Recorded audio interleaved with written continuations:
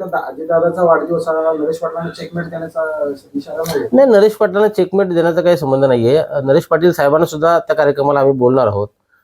ग्रामपंचायतीच्या हद्दीतला कार्यक्रम असल्यामुळे आम्ही मगाशी नाव साहेबांचं घेतलं नाहीये. ग्रामपंचायतीच्या हद्दीतल्या बाहेरची जी लोक आहेत ती पाहुणे असू शकतात. कार्यक्रम जर आम्ही ग्रामपंचायतीच्या हद्दीतले लोक करतोय तर जसं मी यजमान आहे तसे नरेश पाटील पण यजमान असणार आहेत. निवडणूक अजून जाहीर व्हायचे आहेत. हा निवडणुकीच्या दृष्टीने जरी कार्यक्रम असला तरी अजित देशमुख कुठून लढणार आहेत, नरेश पाटील आता नरेश पाटील सुद्धा कुठून लढणार आहेत हे अजून क्लिअर नाहीये. म्हणजे हा सुद्धा त्यांचा काही ते भाजपमध्ये आहेत. मग ते भाजपकडे लढणार असतील तर मग माहिती होईल नाही होईल ह्या सगळ्या गोष्टी जर तरच आहेत आणि तो वरच्या लेवलचा विषय आहे, तो काय माझ्या लेवलचा विषय नाहीये. मी त्याच्यावरती न बोलणं उचित आहे. त्या सुटल्यानंतर उमेदवार निवडणूक लढवायची आहे, फक्त अधिकृत नाव आपण उद्या त्या दिवशी काही जाहीर करणार. फक्त वाढदिवसाचा एक कार्यक्रम आहे आणि योग्य वेळी उमेदवाराचं नाव जाहीर होईल. आचारसंहिता लागल्यानंतर आपल्याला ते काही ताकाला जाऊन भांडायला पाहिजे नाही, निवडणूक लढायचीच आहे.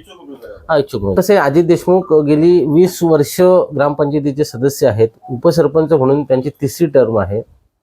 लोकांशी कनेक्ट असलेले एक कार्यकर्ता आहे, जमिनीवरचा माणूस आहे आणि आम्ही आमच्या पद्धतीने अजित देशमुख कधीच वाढदिवस करत नाही. जनरली वाढदिवस असला की ते सावंतवाडीला कुठलं मठ ते टेमी स्वामींच्या मठात दर्शनाला दरवर्षी जातात. मी पण 2-4 वेळा त्यांच्यावर गेलोय. यावर्षी सुद्धा त्यांचं तसं प्लॅनिंग होतं, पण आम्ही मी थोडासा आग्रह केला की आपण आणि आम्ही काही लोक एकत्र बसलो आणि आग्रह केला की निवडणुकीच्या पार्श्वभूमीवर वाढदिवस होता, आपण तो जरा साजरा करण्याचा प्रयत्न करू. ते त्यांचा अजित देशमुखाचा ठाम या सगळ्या गोष्टीला विरोध होता, परंतु आम्ही त्याला आग्रह केल्यामुळे 1-2 दिवसापासून परवापासून खरं तर आम्ही याच्यावरती काम करतोय. आधी ताईंशी काल संपर्क करण्याचा प्रयत्न केला, पण ताई काल विधान भवनात असल्यामुळे फार संपर्क झाला नाही. काल रात्री उशिरा त्यांच्याशी बोलणं झालं आणि आता सुद्धा सकाळी बोलणं झालंय. कन्फर्म ते येतील अशी माहिती आहे. पक्षाचा कुठलाच बॅनर नाहीये. अजित देशमुख जरी भाजपमध्ये असले आणि मी जरी राष्ट्रवादीत असलो तरी पक्षाच्या बॅनर खाली आमचा हा कार्यक्रम नाही. मी त्या ग्रामपंचायतीचा एक रहिवासी आहे. माझे आणि अजित देशमुखांची गेली 20-25 वर्ष घरातले संबंध आहेत. कुणीतरी एक पुढाकार घ्यायचा असतो, एक प्रमुख कुणीतरी जबाबदारी घ्यायची असते, म्हणून ती जबाबदारी माझ्याकडे आहे. आणि मी जरी असलो समजा पुढे मी तुम्हाला दिसतो आता सध्या मी तुमच्याशी बोलतो तरी एक टीम आमची काम करते. एक 5-50 मुलं काम करतात. हे सगळे पक्षाचे आहेत. म्हणजे आमच्या ग्रामपंचायत हद्दीत पक्ष बाजूला ठेवून अजित देशमुखांचा वाढदिवस साजरा करण्याचा संजू सुद्धा शिंदेगडाचं काम करतो. त्यांना तुम्ही सगळे ओळखत असाल, त्यांनी निवडणूक लढवली ग्रामपंचायतीची, त्यामुळे तो काम होता नाही. पण आम्ही पक्ष बाजूला ठेवून एकत्र आलो. अमोल पाटील आहेत. अमोल पाटील सुद्धा वेगळ्या पक्षाचं काम करतात, पत्रकार जरी असले तरी. पक्ष नाही, अजित देशमुखांचा मित्र परिवार पुढे येऊन ही सगळी गोष्ट करतोय, त्यामुळं तिथं पक्षाचा काही विषय येत नाही. दुसरा मुद्दा असा की भाजप आम्ही प्रशांतदादांना सुद्धा संपर्क करण्याचा प्रयत्न केला, पण प्रशांतदादा वेळ नसल्यामुळं अजित देशमुख भाजपमध्ये ते 100% खरं आहे. जसे आदित्यदादांना आम्ही बोलवतो तसं प्रशांतदादांना सुद्धा बोलण्याचा प्रयत्न केला होता, परंतु त्यांना वेळ ऑलरेडी त्यांनी वेळ दिलेली असल्यामुळे ते उपलब्ध नसल्यामुळे ते येणार नाहीत. आणि मग त्यांचा प्रमुख कोण तर सनी यादव तालुक्याचे, त्यामुळे मग सनी यादवांना बोलवले. आम्ही पक्षाचं जर असतं तर फक्त राष्ट्रवादीवाल्यांनाच बोललं असतं. मी जसं मगाशी म्हणलो एकनाथ पिंगळे ठाकरे गटाचे नेते आहेत, किशोर पाटील शेका पक्षाचे नेते आहेत, वेगवेगळ्या पक्षाचे लोक, सनी यादव भाजपचे आहेत, राष्ट्रवादीचे काही लोक आहेत. असं त्या अँगलनी वेगवेगळ्या पक्षाच्या लोकांना पक्षाच्या विरहित हा कार्यक्रम आहे. पक्षाचा याच्यात काही संबंध नाही. यामध्ये महाविकास आघाडी सुद्धा आहे. हा मग पक्षविरहित कार्यक्रम करतो ना. मी मगाशी जे म्हणालो ते असं की हा फक्त वाढदिवसाचा कार्यक्रम, त्याला राजकीय हे पार्श्वभूमी निश्चितच आहे. आम्ही काय ताकाला जाऊन भांडं लपवत नाही होत. निवडणूक असल्यामुळेच आपण तो जरा चांगल्या पद्धतीने करण्याचा आणि हा आमचा डिसिजन आहे, अजित देशमुखांचा नाही.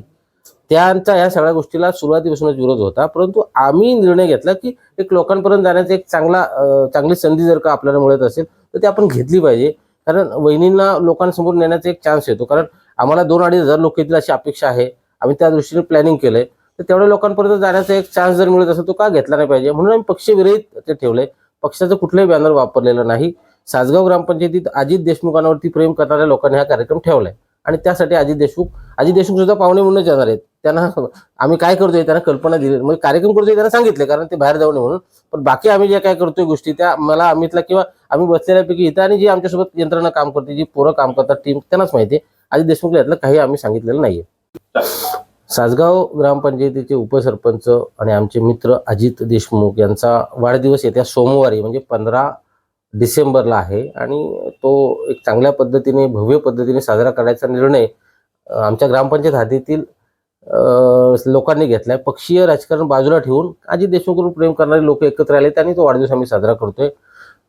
खोपोलीचे माजी नगराध्यक्ष डॉक्टर सुनील पाटील यांचा SP फार्म हाऊस आहे आमच्या सासगाव आणि सारसन रोडला टाकळी हद्दीमध्ये. त्या ठिकाणी संध्याकाळी 7 वाजता हा कार्यक्रम होतोय आणि माझं सगळ्यांना आवाहन आहे की आमच्या सगळ्यांच्या वतीने आवाहन आहे खरं तर की जे अजितदादांवर प्रेम करतात त्या सगळ्यांनी या कार्यक्रमाला मोठ्या संख्येने उपस्थित राहावं. एक संवाद आणि स्नेहभोजन अशा प्रकारचा तो कार्यक्रम आहे. संध्याकाळी 7 वाजता तो कार्यक्रम सुरू होईल आणि तुम्ही जोपर्यंत याल तुमच्या आगमनापर्यंत स्नेहभोजनाचा कार्यक्रम सुरूच असणार आहे. त्यामुळे मोठ्या संख्येने म्हणजे अगदी सासगाव पंचायत आतकरगाव पंचायत समितीमधीलच लोकांनी यावं असं अजिबात नाही. तालुक्यात अजित देशमुखांवरती प्रेम करणारी जी कोण मंडळी आहे त्या सगळ्यांनी त्या कार्यक्रमाला अजित देशमुखांना आशीर्वाद शुभेच्छा देण्यासाठी मोठ्या संख्येने उपस्थित राहावं अशा प्रकारचं आवाहन आजच्या या पत्रकार परिषदेच्या निमित्ताने आम्ही सगळे करतोय.